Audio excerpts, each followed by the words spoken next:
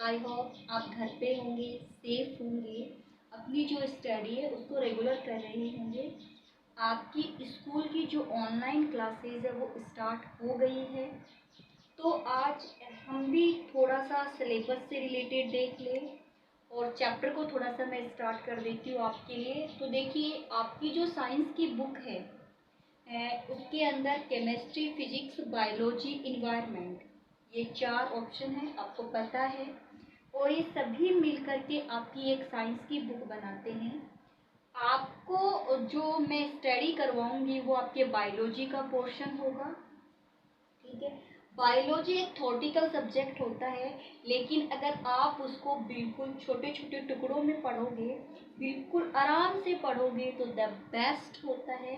इसमें कोई भी क्वेश्चन आपका गलत नहीं हो सकता, है ना।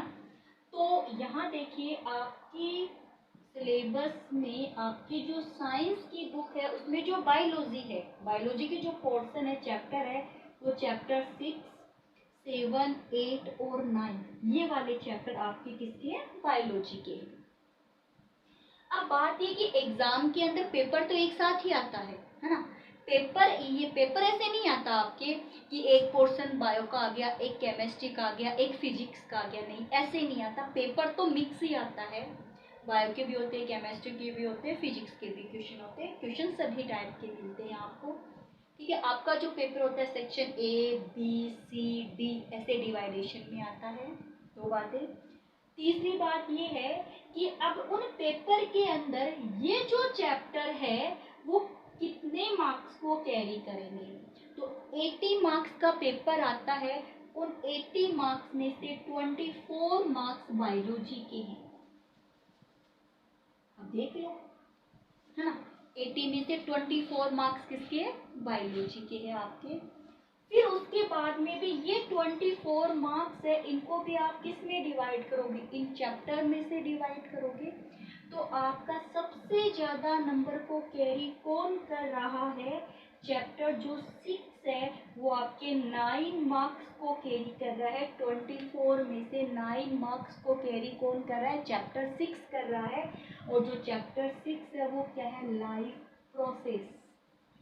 चैप्टर 6 का क्या नाम है? लाइफ प्रोसेस है। अब और ये 9 मार्क्स भी देखो, बायोलॉजी कितने मार्क्स की है? 24 मार्क्स की है। 6 वाला जो चैप्टर है वो कितने मार्क्स का है? 9 मार्क्स का है। और 9 मार्क्स में भी क्वेश्चन कैसे आएंगे आप वो देखिएगा कि चैप्टर, ये कौन सा चैप्टर है? 6 है, कितने मार्क्स को कैरी करता है जी? ये 9 मार्क्स को कैरी करता है। और 9 मार्क्स के डिवाइडेशन भी आप चाहो तो आप आराम से कर सकते हो। देखो, एक 5 नंबर का क्वेश्चन पक्का पक्का पक्का 5 नंबर का क्वेश्चन है ना। उसमें आपको जो आपकी डाइजेस्टिव सिस्टम, रेस्पिरेटरी सिस्टम, है ना, ये सब बोलते हैं ना, वहाँ से आपको क्वेश्चन पूछा जाएगा पक्का पक्का, है ना, 100%। अब जो कैरी करने वाला है तो मैं आपको बता दूं वो किस टाइप से कैरी करेंगे, आपको एक एक बता दूं। एक 5 नंबर का, 1 नंबर का और 3 नंबर का। कितने क्वेश्चन हो गए जी? 3 क्वेश्चन हो गए।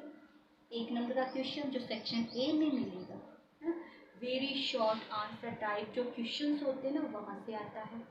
एक आपके कितने का रहेगा? 3 मार्क्स का क्वेश्चन रहेगा। एक आपके कितने का रहेगा? 5 मार्क्स का क्वेश्चन रहेगा। ठीक है बच्चों, कोई दिक्कत नहीं, आप ये लिख लेना। ये चैप्टर 6 नाम ये एग्जाम में 9 मार्क्स का आता है और 9 मार्क्स का ये डिवाइडेशन। अब शुरू करो, थोड़ा सा पढ़ा दो, है ना। देखो, चैप्टर जो 6 है वो हमारी लाइफ प्रोसेस है। लाइफ प्रोसेस किसे बोलते हैं, है ना, यानी कि जो लिविंग ऑर्गेनिज्म है, जो लिविंग ऑर्गेनिजम्स है, यानी कि जो लिविंग है, ये कह दो भले, जो लिविंग है या फिर जो ऑर्गेनिज्म है, ये ऑर्गेनिज्म लाइफ के लिए, इन ऑर्गेनिज्म में लाइफ के लिए जो भी प्रोसेस होती है वो सभी की सभी क्या होती है? लाइफ प्रोसेस होती है। अब मेरे को बताओ, कोई ऐसा स्टूडेंट तो नहीं है ना जिसको ये नहीं पता कि ऑर्गेनिज्म क्या होते हैं। जो लिविंग है वो ऑर्गेनिज्म है, ध्यान में रखना, जो लिविंग है वो क्या है जी? वो ऑर्गेनिज्म। अब लिविंग कौन है?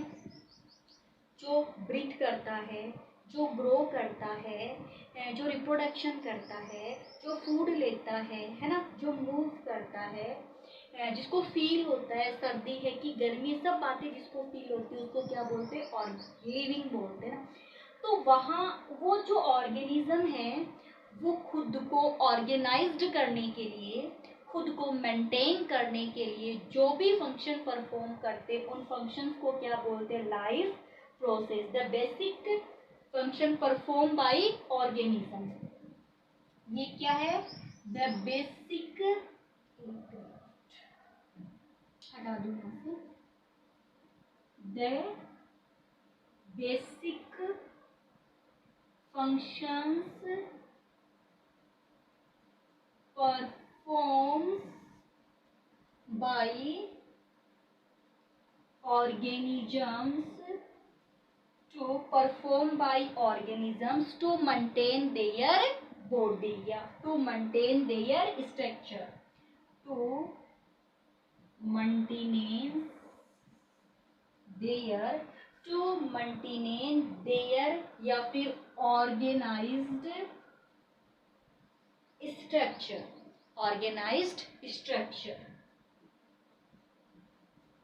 उसको आप क्या कहोगे? देखो सीधी सीधी बात है, वे सभी काम है ना जो ऑर्गेनिज्म करता है अपनी बॉडी को मेंटेन करने के लिए, ताकि उसकी बॉडी क्या रहे?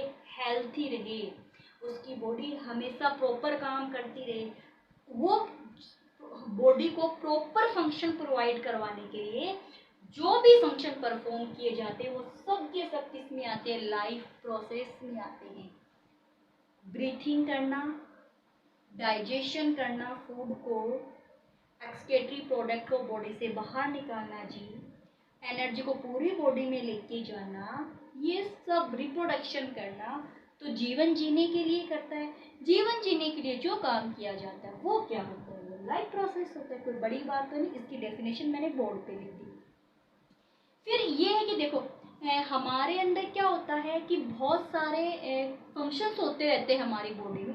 तो हमारी बॉडी में जो फंक्शन हो रहे हैं मैं उनको मूवमेंट बोल दूं क्या? है ना, मैं उनको मूवमेंट बोल दूं, क्या दिक्कत है? देखो मैंने कोई मटेरियल लिया बॉडी के अंदर, है ना, आप इस बात को, ये ठीक है, यहाँ से स्क्रीनशॉट ले लो एक बार, डेफिनेशन फिर समझाओ। देखो मैंने क्या किया? मटेरियल्स लिए। अब तुम लोग मटेरियल्स तो समझ ही जाओगे अब कि, तो है ना, मटेरियल्स लिए। अब जो मटेरियल्स है वो कहाँ गए? हमारी बॉडी के अंदर क्या कर रहे हैं? फंक्शंस कर रहे हैं, है ना। उन फंक्शन से हमारी बॉडी को क्या मिली? एनर्जी मिली। और उस एनर्जी से हम और भी डिफरेंट टाइप के फंक्शन, एक्सटर्नल फंक्शन परफॉर्म करें। हमने फूड लिया, फूड का डाइजेशन हुआ, है ना, हमें एनर्जी मिली। उस एनर्जी से हम बॉडी के बाहर बहुत सारे फंक्शन परफॉर्म कर रहे हैं।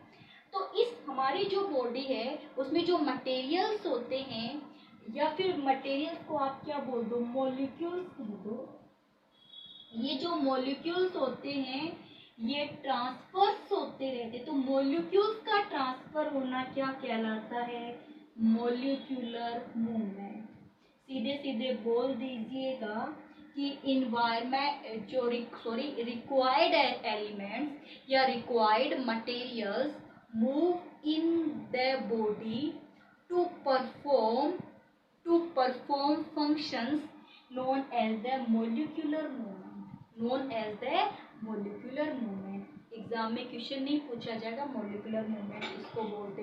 एग्जाम में इसकी डेफिनेशन भी आपसे बिल्कुल नहीं पूछी जाएगी कि मॉलिक्यूलर मूवमेंट किसे बोला जाता है। देखो फर्स्ट डेफिनेशन आप क्या लिखोगे? आपकी कॉपी के अंदर लाइफ प्रोसेसेस वाली होगी, ठीक है। फिर हम थोड़ा सा मैं बात कर दूं कैरेक्टर्स ऑफ ऑर्गेनिज्म, ठीक है, या लिविंग ना। देखो लिविंग जो होंगे उनकी बॉडी क्या करेगी? ग्रो करेगी। जो लिविंग होंगे उनमें क्या होगा? रेस्पिरेशन होगा, यानी वो सांस लेंगे, एनर्जी बनाएंगे, है ना। उनकी बॉडी में क्या होगा, एक्सक्रीजन होगा। वेस्ट मटेरियल को वो बॉडी से क्या करेंगे, रिमूव करेंगे, वो मूव करेंगे, मूवमेंट होगा उनके अंदर क्या होगा, मूवमेंट होगा। अब ये बातें तो नॉर्मल है, आप सबको पता है ना, तो मैं ज्यादा इसकी बात नहीं करने वाली आप लोगों के सामने, आप सबको पता है। मैं कुछ स्पेसिफिक कैरेक्टर्स की बात करूंगी हमारी बॉडी के अंदर, जिसमें एक है मेटाबॉलिज्म। एक स्पेसिफिक कैरेक्टर्स का क्या नाम है यहाँ पे, मेटाबॉलिज्म। अब मेटाबॉलिज्म क्या है, तो आप क्या कहोगे, all biochemical reaction in the living body, all biochemical reaction in the body, all biochemical reaction in the body is known as the metabolism। अब हमारी बॉडी में बायोकेमिकल रिएक्शन कौन कौन से, सोच के बताओ।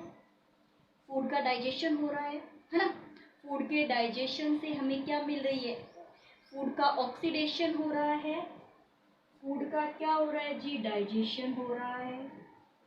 फूड के डाइजेशन से फूड का क्या हो रहा है, ऑक्सीडेशन हो रहा है।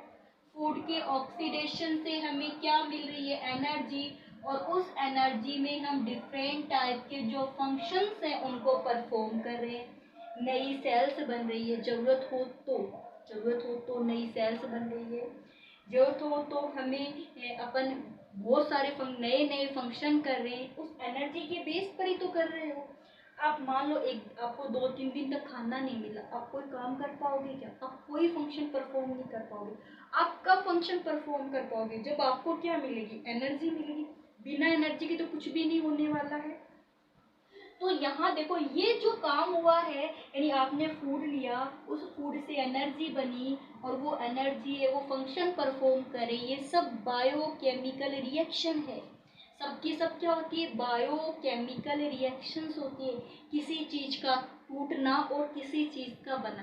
तो केमिकल रिएक्शन में सीधे सीधे क्या करते हैं, केमिकल रिएक्शन आप किसे कहते हो, या तो दो चीजें मिलकर के एक न्यू सेल नई बात बने, या वो टूट करके कोई कुछ और बना ले, है ना, एक जगह से दूसरी जगह चले जाए सब स्टेप, वही तो केमिकल रिएक्शन होती है। अब इसके आगे मैंने क्या लगा दिया, बायो लगा दिया, यानी किसके अंदर हो रही है, एनिमल्स में हो रही है। अगर वो रिएक्शन केमिकल रिएक्शन अपन कब कहेंगे, जब वो नेचर में हो रही है ना, हमारी बॉडी के अंदर नहीं हो रही, हमारी बॉडी से बाहर हो रही है, तब तो वो रिएक्शंस हो जाती है, केमिकल रिएक्शन। अब बायो लगा दो तो इसका मतलब किसी ना किसी लिविंग के अंदर हो रही है, जो जीवित है उसमें हो रही है, कोई भी लिविंग हो सकता है, अदरवाइज कुछ भी ह्यूमन की बात हो, कोई भी लिविंग हो सकता है। तो किसी भी लिविंग ऑर्गेनिज्म के अंदर जो बायोकेमिकल रिएक्शंस होती है उसको आप क्या कहते हो, मेटाबॉलिज्म कहते हो। बायोकेमिकल रिएक्शन या तो कॉम्प्लेक्स से सिंपल, या तो क्या होगा, ब्रेक डाउन होगा, या तो कोई भी सब्सटेंस है उसका क्या होगा, ब्रेक डाउन होगा, या तो क्या होगा, ब्रेक डाउन होगा, या फिर क्या होगा, सिंथेसिस होगा। अगर ब्रेक डाउन किसका होता है, कोई भी हमारी बॉडी में कॉम्प्लेक्स मॉलिक्यूल है, यानी कि जो कॉम्प्लेक्स सब्सटेंस है वो सिंपल सब्सटेंस बना ले, है ना, उसको ब्रेक डाउन कहेंगे। वे बड़ा था, कॉम्प्लेक्स पार्ट था, और ये टूट करके क्या बना ली, इसने सिंपलेस्ट पार्ट बना लिए, तब वो भी बायोकेमिकल रिएक्शन हो गई। या फिर न्यू का बनना, न्यू कब बनेगा, जब कोई सिंपल है और वो कोई कॉम्प्लेक्स काम करे, है ना, छोटी छोटी चीजों से जुड़ करके कोई बड़ी चीज बन जाए, तब सिंथेसिस हो गया। और कोई बड़ी चीज है वो छोटे छोटे टुकड़ों में टूट जाए, तब क्या हो गया, वो ब्रेक डाउन हो गया। अगर बायोकेमिकल रिएक्शन में ब्रेक डाउन हो रहा है तो कह दो कैटाबोलिज्म। तो क्या है, सीधे से break down the molecules is known as the catabolism and synthesis the new substance, synthesis the new substance is anabolism। ये बात आप ध्यान में रखोगे, जब भी नाम आए मेटाबॉलिज्म क्या है तो बायोकेमिकल रिएक्शन हो गई। एज एग्जाम्पल फूड का डाइजेशन होना, फूड से एनर्जी बनना, ये सभी चीजें। ठीक है, नई चीज बन रही है तो इसका मतलब नई टूटे तो भी मेटाबॉलिज्म, नई चीज बने तो भी मेटाबॉलिज्म। अगर नई चीज बन रही है तो मेटाबॉलिज्म का कौन सा पार्ट हो जाता है, सॉरी टूट रहा है, ब्रेक डाउन हो रहा है तो केटाबॉलिज्म में इंक्लूड हो जाएगा। अगर नई चीज बन रही है तो एनाबॉलिज्म में। तो मेटाबॉलिज्म के दो पार्ट होते हैं, केटाबॉलिज्म और एनाबॉलिज्म। केटाबॉलिज्म का means break down of the substance और एनाबॉलिज्म मतलब सिंथेसिस ऑफ द सबस्टेंस। फिर एक कैरेक्टर्स होते हैं रेस्पॉन्स ऑफ स्टिमुली। स्टिमुली इसका मीन्स ये होता है कि देखो हमें हॉट कोल्ड फील होता है ना, ठंडी हवा चल रही है हमें फील हो जाएगा ठंडी हवा है, गर्म हवा चल रही है हमें फील हो जाएगा गर्म हवा हो रही है, तो वो है स्टिम्यूल। स्टिम्यूल का कोई भी एक्सटर्नल जो इन्फॉर्मेशन है उसको अपन फील कर पाते हैं वो स्टिम्यूल बोलते हैं। तो अगर देखो एक है ना मिमोसा प्यूडिस एक प्लांट होता है छुई मुई है ना, उसकी लीव्स को अगर आप ऐसे टच करोगे ना तो पूरी की पूरी से सिकुड़ जाएगी। यानी वो जो आपने टच किया है ना वो उसके लिए किसका काम कर रहा है, वो स्टिम्यूल का काम कर रहा है उसके लिए। तो अगर ऐसा है तो वो भी किसका कैरेक्टर है, लिविंग का। आप किसी भी नॉन लिविंग, जैसे मान लो मैं इसको टच करूँ, इससे क्या फर्क पड़ने वाला, कोई फर्क नहीं पड़ता, इसका मतलब ये नॉन लिविंग है। अगर लिविंग होगा ऐसे तो मैं ज़्यादा प्रेशर करूँगी तो उसको पेन भी होगा। जैसे अभी मैंने छुई मुई बताया था, टच करते अपनी लीव्स को पूरा क्लोज्ड कर लेता है वो प्लांट। तो उसके जैसे जो एग्जाम्पल होते हैं वो स्टिम्यूल्स के अंदर आते हैं। तो यहाँ मैंने आपको कुछ बेसिक, ठीक है, लिविंग है तो उसमें रिप्रोडक्शन भी होता है। अब देखिए यहाँ तक आपको ध्यान रखना केवल लाइफ प्रोसेसेस क्या होते हैं, ये तो नॉर्मल बात है, कि ये तो ध्यान रखना मेटाबॉलिज्म क्या है, केटाबॉलिज्म क्या है और एनाबॉलिज्म क्या है। अब हमारा जो चैप्टर शुरू होगा वो न्यूट्रिशन पे होगा। इसमें हमें क्या क्या स्टडी करनी है, न्यूट्रिशन है ना, प्लांट में न्यूट्रिशन करना है हमें, एनिमल्स के अंदर हमें न्यूट्रिशन करना है, फिर हमें डाइजेशन करना है, प्लांट में एनिमल्स में दोनों में करना है, ऐसे रेस्पिरेशन दोनों में करना है, सर्कुलेटरी सिस्टम दोनों में करना है, एक्सक्रीजन दोनों में करना है ना। इस चैप्टर में हमें ये वाली बातें करनी है। हालांकि लिविंग ऑर्गेनिज्म का एक कैरेक्टर रिप्रोडक्शन भी होता है, बट अपन वो 8 वाले चैप्टर में करेंगे, 6 वाले चैप्टर में नहीं करेंगे। क्लियर हो गई इतनी बात। तो सभी स्टूडेंट्स वीडियो को अच्छे से देखेंगे, चैनल को सब्सक्राइब नहीं कर रखा है तो सब्सक्राइब कर लीजिए ताकि वीडियो अपलोड करते ही आपको पता चल जाए, आराम से टॉपिक को समझेंगे। हाँ, मैंने ये वाला टॉपिक को पहले भी एक बार अपलोड कर रखा है लेकिन वो कॉपी के अंदर है तो शायद आपको कम ही समझ में आया होगा। तो आज मैंने पूरा किस पे बनाया, बोर्ड पे बनाया, तो आप अच्छे से समझेंगे। ठीक है, आप ये मान लीजिए आपकी अभी स्टडी शुरू हो चुकी है तो आप भी कमर कस लो, बिल्कुल तैयार हो जाओ पढ़ने के लिए। ओके बच्चों।